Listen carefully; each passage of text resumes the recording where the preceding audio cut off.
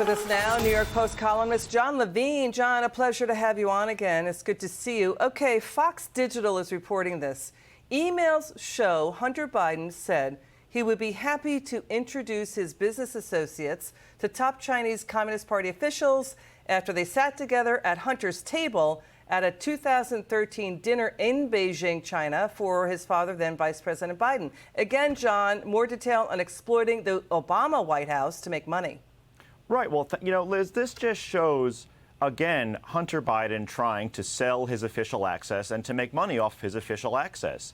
He was seated at a dinner allegedly next to a man named Tung Chee-hwa, the former Communist Party boss of Hong Kong, a very, very senior government official in China.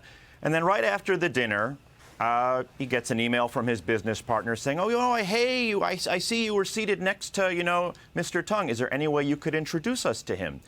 And he says, well, I'm not sure it was him, but, I'm happy to oblige any way that I can. And it's just, why was he at this dinner? He wasn't a government official. He's not a China expert per se.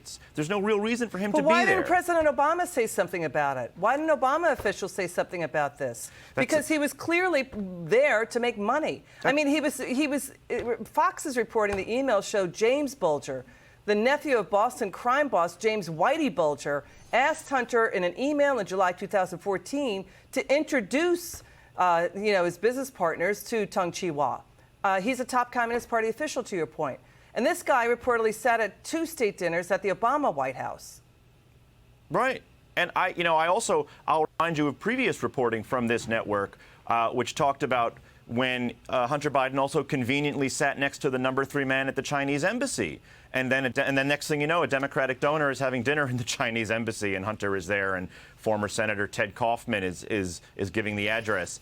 So it just shows more weird and illicit and questionable connections between Hunter and the Chinese Communist Party, and it raises the specter of what will be found in an investigation should Republicans take back the House. How is the Obama White House okay with this?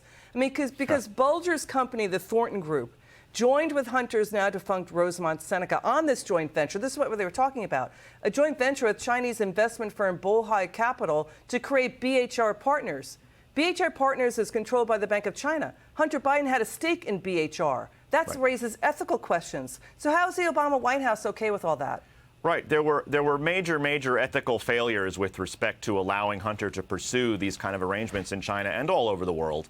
And it was either they weren't aware or they just looked the other way. But it's a very good question, and I don't have an answer for that right now. So what happens to the DOJ probe of Hunter Biden? It's been reported that it was allegedly in a critical stage, and that was about a month ago. It's hard to see where it's going right now. I don't know that they're going to announce charges or any kind of resolution before the midterms because, they generally avoid trying to do things like that. But there are questions there, too. As we know, the man in charge of the criminal division at the Justice Department, Nicholas McQuaid, is a very, very close former business partner of Hunter Biden's lawyer. They were both partners at Latham & Watkins, just down the street here in New York. So there are questions there as well about the legitimacy of that investigation. Jon, you're a great reporter and a great guest. Come back soon, okay?